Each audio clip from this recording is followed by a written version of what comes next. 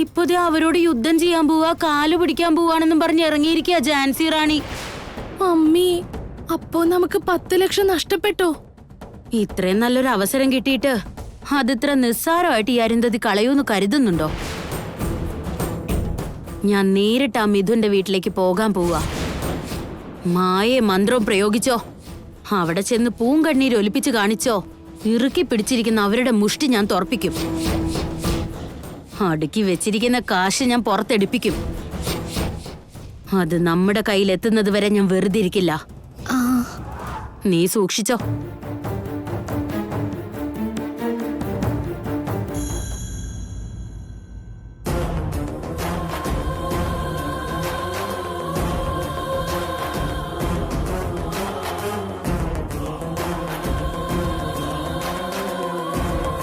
മഞ്ജരി, നീ ഈ ലോകത്തൊന്നും അല്ലെന്ന് തോന്നുന്നല്ലോ.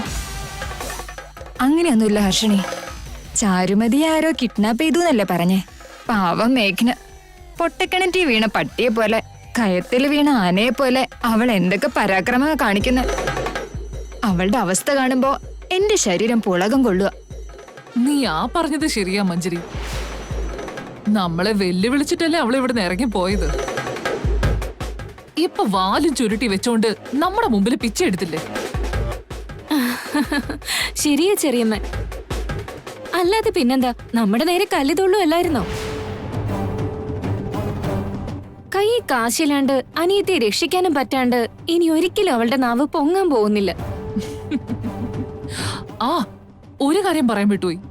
മേഘന ഇവിടെ വന്ന് കാശ് ചോദിച്ചു എന്നുള്ള കാര്യം ഇരുചെവി അറിയാണ്ട് നോക്കിക്കൊള്ളണം. നിന്നോടും കൂടിയാ.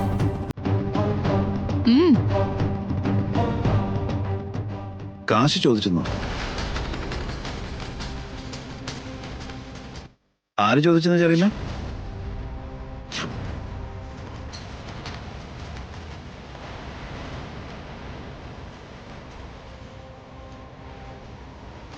ചോദിച്ചത് കേട്ടില്ലേ? കാശ് ചോദിച്ചത് ആരാന്ന്?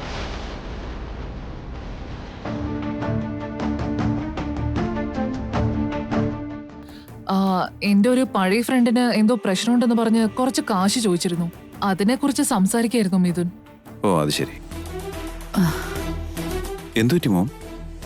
നല്ല ക്ഷീണമുണ്ടല്ലോ. അറിയോ? ഓക്കെ. എനിക്കൊന്നുമില്ല മിഥുൻ, ചെറിയൊരു തലവേദന ഉണ്ടായിരുന്നു, അതുകൊണ്ട് കിടന്നപ്പോ ഒന്ന് ഉറങ്ങിപ്പോയതാ. ഞാൻ ഡോക്ടറെ വിളിച്ചു വരുത്തട്ടെ? അല്ലെങ്കിൽ വേണ്ട, നമുക്കൊന്ന് ഹോസ്പിറ്റലിൽ പോയിട്ട് വരാം. അതൊന്നും വേണ്ട മിഥുൻ, ഇപ്പോ പെയിൻ കുറവുണ്ട്. എന്റെ അമ്മോ, എന്തൊരു ജന്മങ്ങളാണോ! ഈ വീട്ടിലുള്ളവരുടെ സ്നേഹവും കരുതലും ഒക്കെ കണ്ട് മനസ്സ് നിറഞ്ഞു. കാണാൻ 2 കണ്ണ് പോരെന്ന് തോന്നല്ലോ. അതിനിപ്പോ എന്താ ഉണ്ടായി? കൊട്ടാരം പോലത്തെ വീടാ, കപ്പലിനേക്കാളും വലിയ കാറുകളും. പക്ഷെ മനസ്സുകളൊക്കെ മഞ്ചാടിക്കുരുവിന്റെ അത്രേ ഉള്ളൂ. പക്ഷെ അതൊക്കെ ഈയിടെയായിട്ട് എനിക്ക് മനസ്സിലായത്.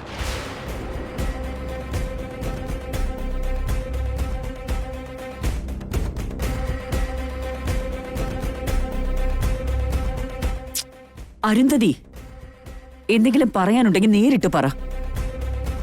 വളച്ചു ചുറ്റിയുള്ള ഈ അഭിനയം വേണ്ട. നേരിട്ട് ചോദിക്കാനാണല്ലോ ആ പാവ മേഘന ഇങ്ങോട്ട് വന്നത്.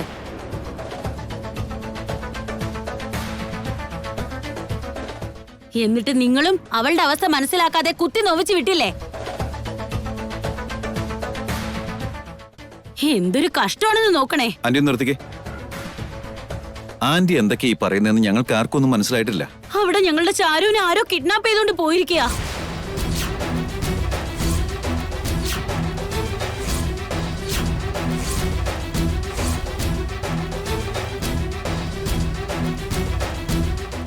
ഇപ്പൊ തന്നെ അവർക്ക് 20 ലക്ഷം രൂപ കൊടുത്തില്ലെങ്കിൽ അവളുടെ തല കണ്ടിച്ച് ഞങ്ങൾക്ക് അയച്ചു തരുമെന്നാ പറഞ്ഞിരിക്കുന്നത്.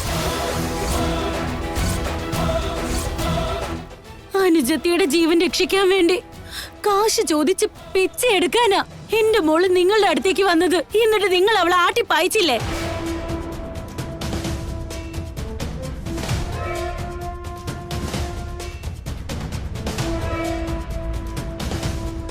വീട്ടിലെ മരുമോള് ഭിക്ഷ യാചിച്ച് കൈ നീട്ടിയിട്ടും ഒരു മനസാക്ഷി ഇല്ലാതെയല്ലേ നിങ്ങൾ പെരുമാറിയത്? എന്താ? ചാരുവിനെ കിഡ്നാപ്പ് ചെയ്തെന്നു? അതെ വിവേക്, അരിച്ചു പെറുക്കി എടുത്താലും അത്രയും കാശ് ഞങ്ങൾക്ക് എവിടെയുണ്ട്. അതുകൊണ്ടാ മേഘന വന്ന് ഇവിടെ കൈ നീട്ടിയത്. എന്നിട്ട് മനുഷ്യത്വം പോലും നോക്കാതെ അവളെ ഇവിടെ നിന്ന് അടിച്ചോടിച്ചു.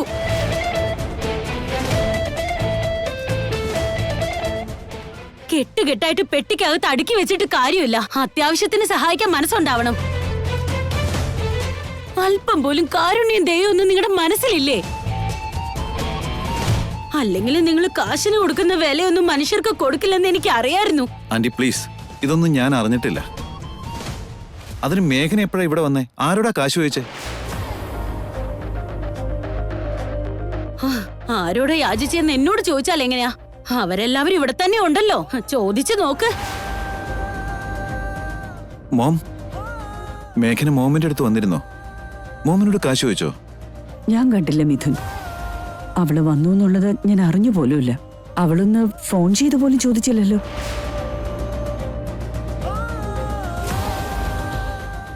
ചോദിക്കേണ്ടവരോട് ചോദിച്ചാ സത്യമായിട്ട് അവരെന്നെ പറയുമല്ലോ.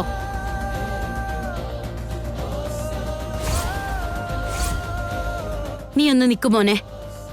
പ്രിയംവദേ, നീ പറഞ്ഞേ, മേഘന ഇങ്ങോട്ട് വന്നിട്ടേ ഇല്ലേ? ചാരുവിനെ കിഡ്നാപ്പ് ചെയ്തുകൊണ്ട് പോയ കാര്യം പറഞ്ഞിട്ടേ ഇല്ലേ? 20 ലക്ഷം കൊടുത്തില്ലെങ്കിൽ ചാരുവിനെ അവര് കൊല്ലുമെന്ന് ഭീഷണിപ്പെടുത്തിയത് നിങ്ങൾ അറിഞ്ഞില്ലേ? അറിഞ്ഞു. മേഘന വന്ന് ഞങ്ങളോട് കാശ് ചോദിച്ചിരുന്നു.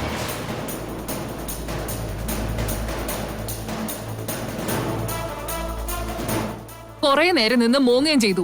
എന്നും പറഞ്ഞ് ഇപ്പെന്താ? ആ കണ്ണുനീര് സത്യമാണെന്ന് പറഞ്ഞ് ഞങ്ങൾ വിശ്വസിക്കണോ? അതോ അവളുടെ നാടകത്തിന് മുമ്പിൽ ഞങ്ങൾ ഇരയാവണോ?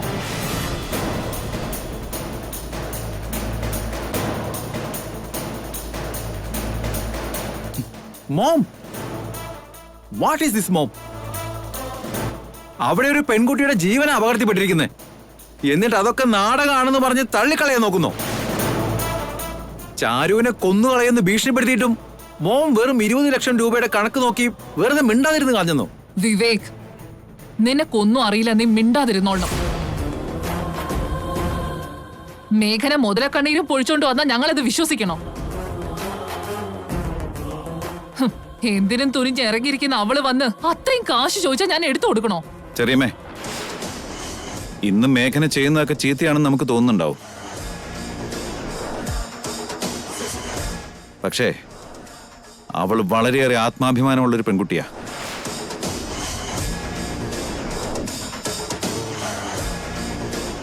അത്ര പെട്ടെന്ന് ആരുടെയും മുമ്പിൽ തല കുനിക്കില്ല. അങ്ങനെയുള്ളപ്പോ അവൾ ഇവിടെ വന്ന് നമ്മളോട് കാശ് ചോദിച്ചെങ്കിൽ അത് സത്യമായിരിക്കും ഉറപ്പല്ലേ? ഇവിടെ വന്ന് യാചിച്ച് അവൾ അങ്ങനെ കരഞ്ഞെങ്കിൽ അവളുടെ വാക്കുകൾ സത്യസന്ധമാണെന്ന് മനസ്സിലായില്ലേ?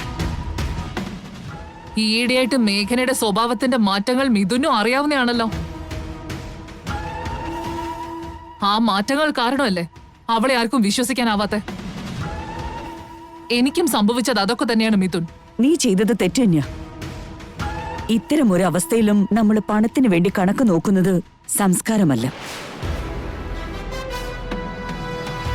മേഘന പറഞ്ഞത് സത്യമാണോ അസത്യമാണോ എന്നുള്ളത് അവിടെ നിൽക്കട്ടെ. പക്ഷെ അപ്പുറത്തൊരു ജീവന അപകടം.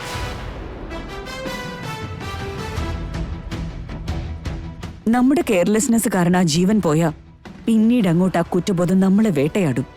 അതുകൊണ്ട് നിർത്ത. ഇനി ഒരു അക്ഷരം വേണ്ടി പോകരുത്. നിന്റെ കയ്യിൽ നിന്ന് എടുത്തു കൊടുക്കാൻ ആരും നിന്നോട് പറഞ്ഞില്ലല്ലോ. എന്നോട് ചോദിച്ചായിരുന്നെങ്കിൽ ഞാൻ വലിച്ചെറിഞ്ഞു കൊടുക്കുമായിരുന്നല്ലോ. നീ വലിച്ചെറിയോടി യക്ഷി. നിന്റെ ഈ അധികാരത്തിന്റെ ധ്വനിയാണ് എനിക്ക് പിടിക്കാത്തത്.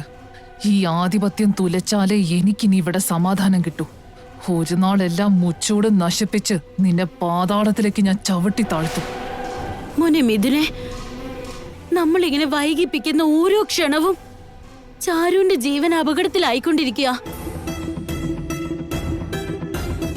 അവര് പറഞ്ഞ സ്ഥലത്ത് നമ്മൾ കാശുമായിട്ട് ചെല്ലാതിരിക്കുവാണെങ്കിൽ ചാരുവിന്റെ ശവം പോലും നമുക്ക് മുഴുവനായിട്ട് കിട്ടില്ലെന്നാ പറഞ്ഞ്.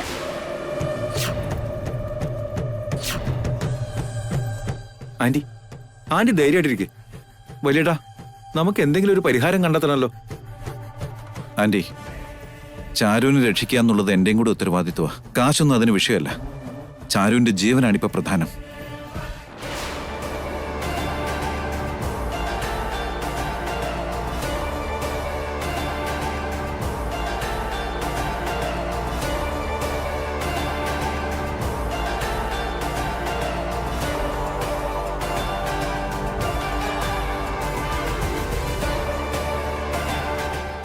ഞാൻ ചെന്ന് ചാരുവിനെ വിളിച്ചോണ്ട് വരാം. മിഥുൻ എടാ. ഒന്ന് നിൽക്ക് മോനെ. നീ ഇപ്പൊ എങ്ങോട്ടേക്കും പോകണ്ട. കൈ കിട്ടിയ ലഡു വായി വെക്കും മുമ്പ് പൊട്ടിപ്പോയ പോലെ. എന്താടി ഈ ട്വിസ്റ്റ്? അതെന്താ മോം? എന്താന്നറിയില്ല മോനെ, നീ അങ്ങോട്ടേക്ക് പോകുന്നത് നല്ലതിനാന്ന് എനിക്ക് തോന്നുന്നില്ലടാ.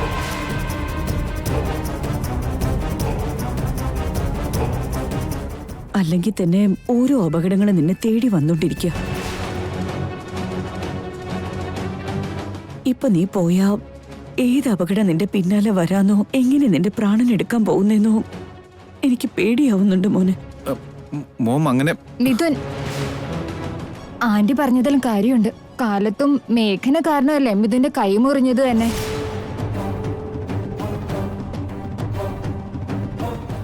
ഇതെല്ലാം എനിക്കും എന്തോ അപശകനായിട്ട് തോന്നുന്നേ. മിഥുൻ, നിന്റെ കൈ മുറിഞ്ഞായിരുന്നോ?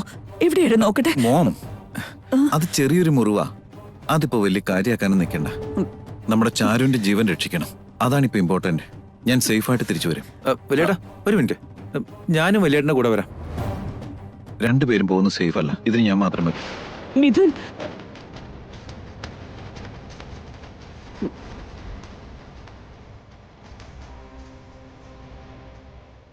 ഒരു പരുവത്തിലായി. കഷ്ടപ്പാടിന് ബലം കിട്ടുമെന്ന് തോന്നുന്നു. കെട്ടായിട്ട് 10 ലക്ഷം എന്റെ കൈ കിട്ടാൻ പോകുന്നു.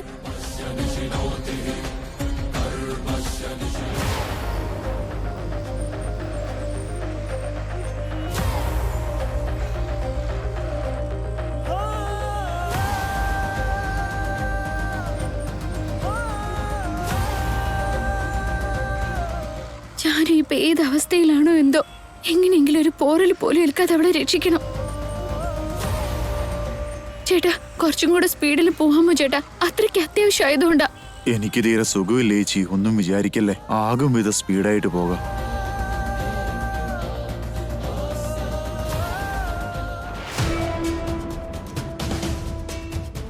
മേഘന എവിടെ പോയതായിരിക്കും? ഒന്നും വിളിക്കുക പോലും ചെയ്തില്ല. എവിടെയാണെന്നെങ്കിലും പറഞ്ഞുകൂടെ? ഇത്രയും വലിയൊരു കാര്യം നടന്നിട്ടും എന്നോടൊരു വാക്ക് പറയാൻ പോലും അവൾക്ക് തോന്നിയില്ലല്ലോ. ഛേ, എന്നോട് ചോദിച്ച ഞാൻ സഹായിക്കില്ലായിരുന്നോ?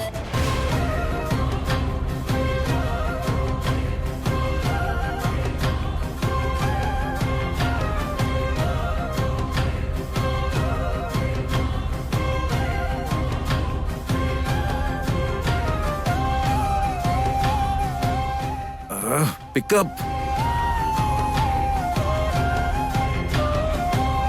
ഛേ, അവളെന്തുകൊണ്ട് എന്റെ ഫോൺ എടുക്കത്തെ?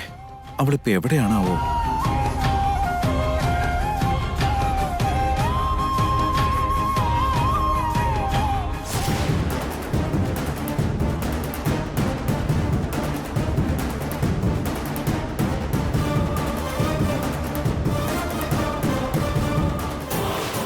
അത് ചേട്ടാ, ഇത്രയും പാടുപെട്ട് കിഡ്നാപ്പ് ചെയ്തിട്ടേ 10 ലക്ഷമാണ് കിട്ടാൻ പോകുന്നത്. അതാ ഗംഗാധരന്റെ കൈ കൊടുത്ത് കടം കിട്ടാനുള്ളതേ ഉള്ളൂ. ബാക്കി ചേട്ടന്റെ കയ്യിൽ എന്തുണ്ടാവാനാ? അതിനേക്കാൾ വിലമതിപ്പുള്ളത് എനിക്ക് കിട്ടാൻ പോകുന്നതേ ഉള്ളൂ. വിലയുള്ളതോ? എന്തേട്ടാ അത്? മേഘ്ന.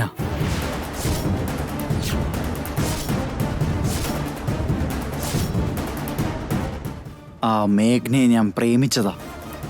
അവളെ കല്യാണം കഴിക്കാനും എത്രയോ കാലം ഞാൻ മോഹിച്ച് നടന്നതാ.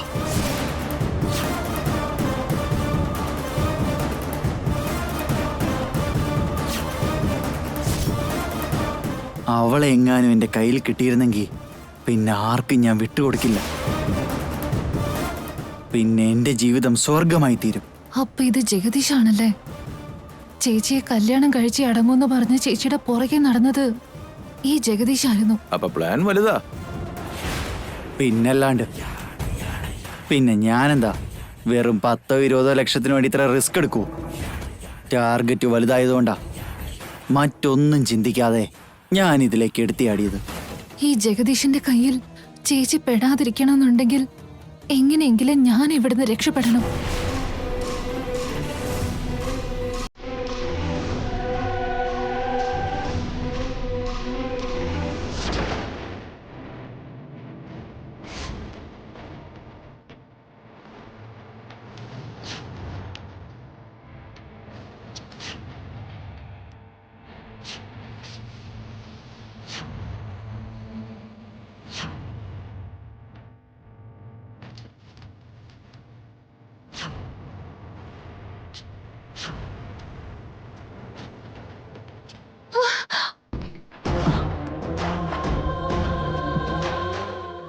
ചേട്ടാ അവള് കുഴഞ്ഞു വീണു.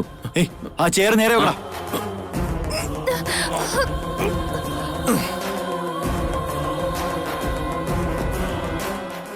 അപ്പൊ നീ ആയിരുന്നല്ലേടാ ഇതിന്റെയൊക്കെ പിന്നില്? എന്റെ ചേച്ചിയെ പിടിക്കാൻ വേണ്ടിയാണല്ലേ നീ എന്നെ ഏരെയായി എറിഞ്ഞു കൊടുക്കുന്നേ? നിന്റെ മനസ്സിലിരിപ്പ് ഒരിക്കലും നടക്കാൻ പോകുന്നില്ലടാ. എന്റെ ചേച്ചി ഒരിക്കലും നിന്റെ സ്വന്തമാവില്ല. നിന്നെ തട്ടിക്കൊണ്ടുവരാമെങ്കിൽ ബാക്കിയുള്ളതും ഞാൻ നേടിയിരിക്കും. ഇത്രയും കഷ്ടപ്പെട്ടത് നിന്നെ വിട്ടയക്കാനാണെന്ന് കരുതിയോടി. നീയാടി എന്റെ ആയുധം. ആദ്യം ആ 20 ലക്ഷം എന്റെ കയ്യിലെത്തട്ടെ. എന്നിട്ട് നിന്റെ ചേച്ചിയെ ഞാനിങ്ങെടുക്കും. ഡാ വാടാ എല്ലാരും. ഇല്ല ജഗദീഷേ, നീ വിചാരിക്കുന്നതൊന്നും ഒരിക്കലും നടക്കാൻ പോകുന്നില്ല. നിന്റെ സ്വപ്നങ്ങളെല്ലാം തകർത്തെറിയാനുള്ള ആയുധം ഇപ്പൊ എന്റെ കയ്യിലുണ്ട്. ഈ ഒരു ബ്ലേഡ് മതിയട നിന്റെ തലയിലെഴുത്ത് മാറ്റാൻ.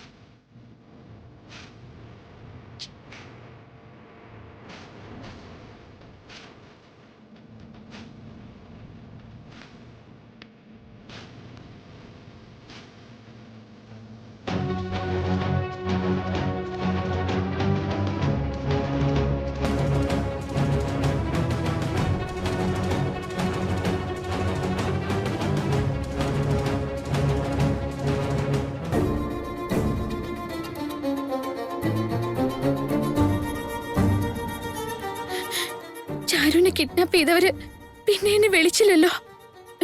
ഞാൻ കാശ് കൊണ്ടുവരുന്നുണ്ടോ എന്ന് പോലും പിന്നെ അയാൾ എന്നോട് ചോദിച്ചില്ലല്ലോ. എന്തായിരിക്കും കാരണം? ചാരുവിനെ രക്ഷിക്കണേ ഈശ്വര. ഒരു കേടും പറ്റാതെ അവളെ നീ എനിക്ക് തിരിച്ചു തരണേ.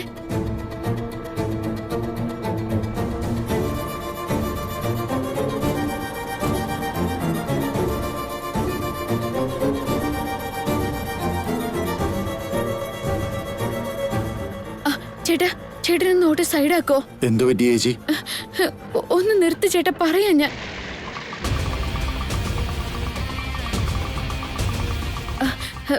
ചേട്ടന് സുഖമില്ലാത്തോണ്ടല്ലേ സ്പീഡിൽ ഓടിക്കാൻ കഴിയാത്ത. ചേട്ടൻ ഇരുന്നോ, ഞാൻ ഡ്രൈവ് ചെയ്തോളാം. കുഴപ്പമില്ല ചേച്ചി, ചേച്ചി അകത്തിരുന്നു, ഞാൻ തന്നെ ഓടിച്ചോളാം.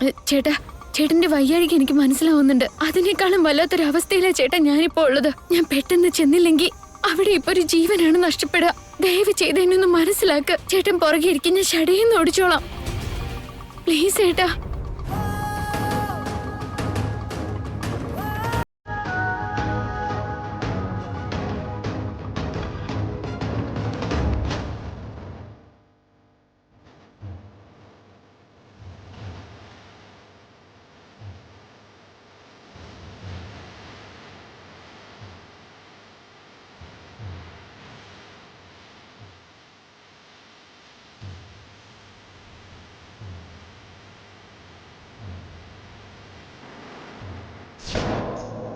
ഈ പെണ്ണ് ഇതോടെ പോയി.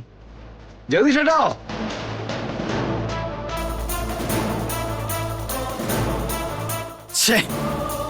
അവള് രക്ഷപ്പെട്ട് കളഞ്ഞോ? ഇവിടുന്ന് അവള് പുറത്ത് കടന്നു. പക്ഷെ നമ്മളുടെ അടുത്തുനിന്ന് അവൾ ഒരിക്കലും രക്ഷപ്പെടാൻ പോകുന്നില്ല. ഒത്തിരി ദൂരം പോയിരിക്കില്ല. വാടാ, അവളെ പിടിക്കാം. നടക്ക്.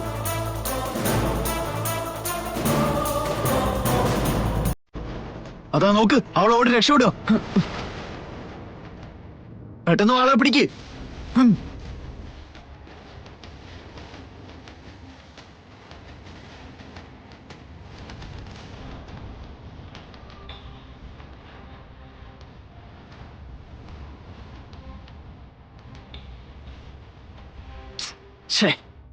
എവിടോട്ടാ അവള് പോയെ? പോയി അങ്ങോട്ട് പോയി നോക്കാം.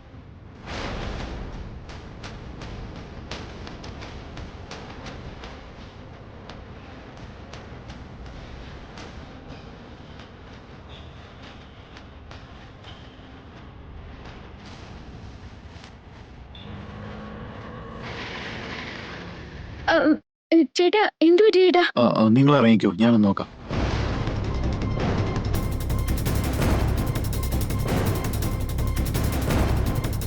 ടയർ പഞ്ചറായതാ ചേച്ചി. ഇനിയിപ്പോ എന്താ ചെയ്യാ? ക്ഷമിക്കണം, നിങ്ങളുടെ അവസ്ഥ എനിക്ക് മനസ്സിലാവുന്നുണ്ട്.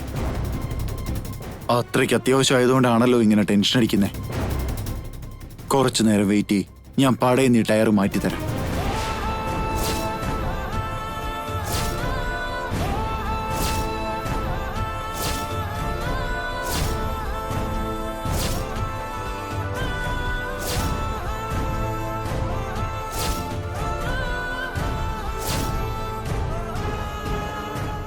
ചേച്ചി, പുതിയ ടയർ ഫിറ്റ് ചെയ്തു, ഇനി നമുക്ക് പോകാം. ചേട്ടൻ കയറിയിരുന്നോളൂ, ഞാൻ ഓടിച്ചോളാം. വേണ്ട ചേച്ചി, ഞാൻ തന്നെ ഓടിച്ചോളാം.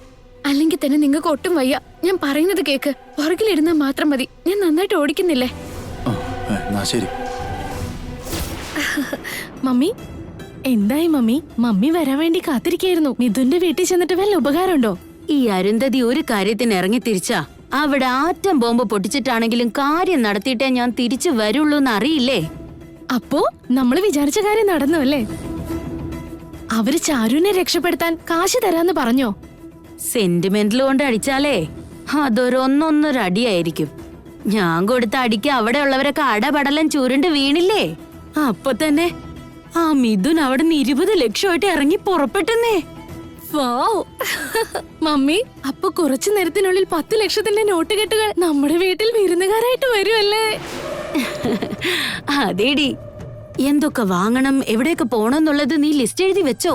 അതൊക്കെ മമ്മി പറഞ്ഞിട്ടാണോ ഞാൻ എഴുതാ? എപ്പോഴേ റെഡിയാക്കി വെച്ചിട്ടുണ്ട്. ശരി എന്നാ. ഈ ശുഭവാർത്ത ആ ജഗദീഷിനെ കൂടെ അറിയിച്ചേക്കാം. കഷ്ടപ്പെട്ടതിനുള്ള ബലം വന്നോണ്ടിരിക്കുകയാണെന്നറിഞ്ഞ അവനും കുറച്ച് എനർജി കിട്ടുമല്ലോ.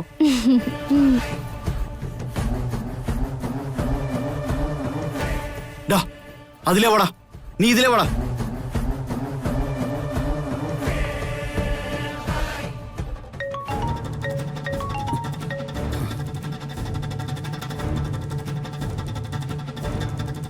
ഹലോ ജഗദീഷേ, ഒരു സന്തോഷ വാർത്തയുണ്ട്. എന്താ ആന്റി? മിഥുൻ 20 ലക്ഷത്തിന്റെ സ്യൂട്ട് കേസുമായിട്ട് പുറപ്പെട്ടിട്ടുണ്ട്. കുറച്ചു നേരത്തിനുള്ളിൽ മേഘനയും മിഥുനും നിന്റെ അടുത്തേക്ക് എത്തും. നീ ആ സ്യൂട്ട് കേസ് വാങ്ങി വെച്ചിട്ട് ചാരുവിനെ അങ്ങ് വിട്ടേക്കേട്ടോ.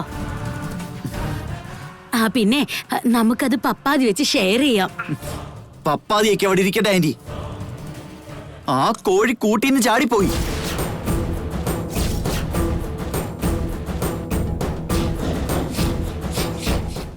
എന്താടാ ഈ പറയുന്നേ? ആരുടെ കോഴിയാടാ ചാടിപ്പോയത്? ചാരു മുങ്ങിയെന്ന് ആന്റി പറഞ്ഞേ.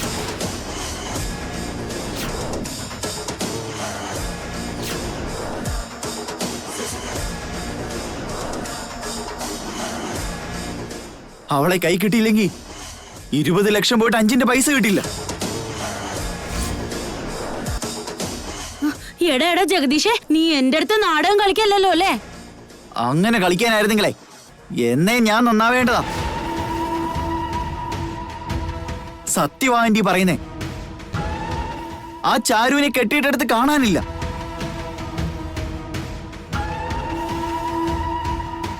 അവളെ കൈ കിട്ടുകയാണെങ്കിൽ ഞാൻ വിളിക്കാം. ഇപ്പൊ വെക്കട്ടെ.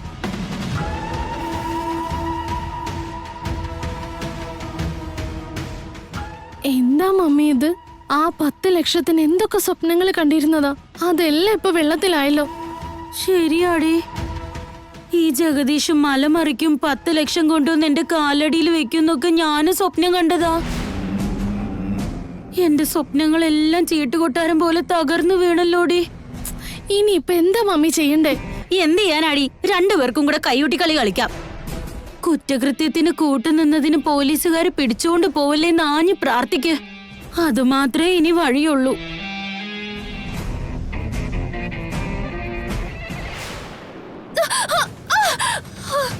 രാജേഷ്, നല്ല സമയത്താ നീ വന്നേ. ഇതെന്താ, ജഗദീഷ് ചാരുവിനെ കിഡ്നാപ്പ് ചെയ്തതല്ലേ? ഇവൾ അവിടെ നിന്ന് ചാടിപ്പോന്നതാണോ? രാജേഷ്, എനിക്ക് ഉടനെ വീട്ടിൽ പോണം. നീ കാർ എടുക്കണം. ശരി, വാ നമുക്ക് പോവാം.